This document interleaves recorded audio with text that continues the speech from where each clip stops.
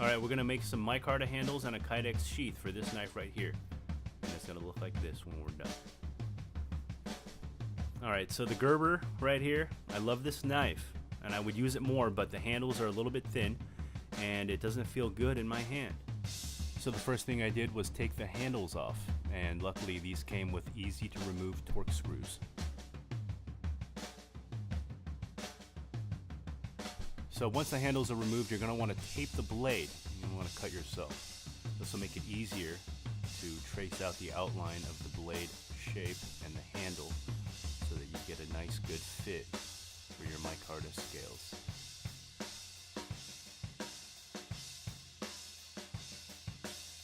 For this next part, make sure you're in a well-ventilated area. You're going to need two very flat pieces of wood, one for the base and one for the top. And these two pieces of wood you're going to clamp over your laminate with any kind of clamps you have. You're also going to need some brushes, a container to mix your resin, gloves, and the strips, and then the resin. To make the strips, I laid my handles end to end and determined that I need about 11 inches of length, and then I measured about 3 inches of width. For the thickness, I used 14 strips, and this will vary depending on material and personal preference. So with my trusty jack-o'-lantern pail, I mixed the resin based on manufacturer specifications, and you're going to want to use some wax paper. That's going to help you roll everything up nice and tight. Once the resin is mixed for the proper amount of time, simply dip the canvas strips into the resin and squeegee off with your fingers any excess resin. Lay out the strips on the wax paper as evenly and squarely on top of each other as possible.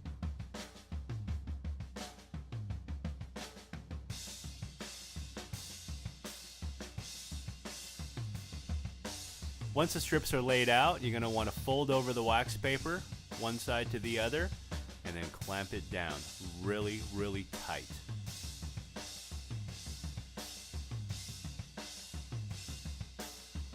After the handle's set, take the old scales and put them over your slab, trace it out, and then start cutting with a coping saw. A bandsaw would really help, but I didn't have one, so.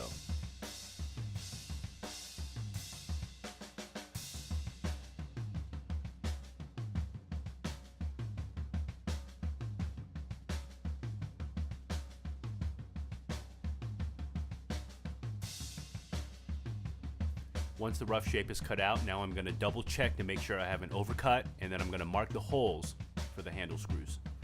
After my holes are drilled, I've installed the handles, and now I'm going to use my Dremel to do the final shaping. I've hooked up my shop vac to suck in all the dust because you really don't want to breathe this stuff in. When I started this process, I realized I should have taped up all the handle tangs and the exposed metal so that it doesn't get burned when I sand down the actual handle scales themselves.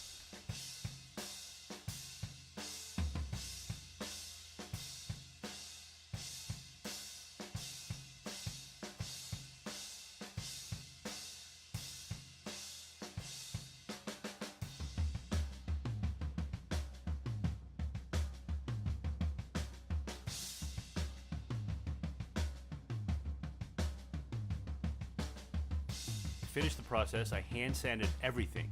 I wanted to make sure that the flat part of the handles mated well with the actual material of the knife blade.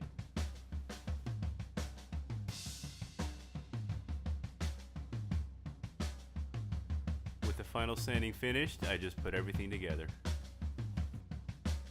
With the increased thickness of the handles, I wasn't able to use the factory screws, so I had to go to the local hardware store and find some binding posts. Did the job. With everything assembled, I decided to use some linseed oil. Really protects the finish and keeps from staining, but you can leave it raw. Stay tuned for part 2 where we make the sheath for this knife.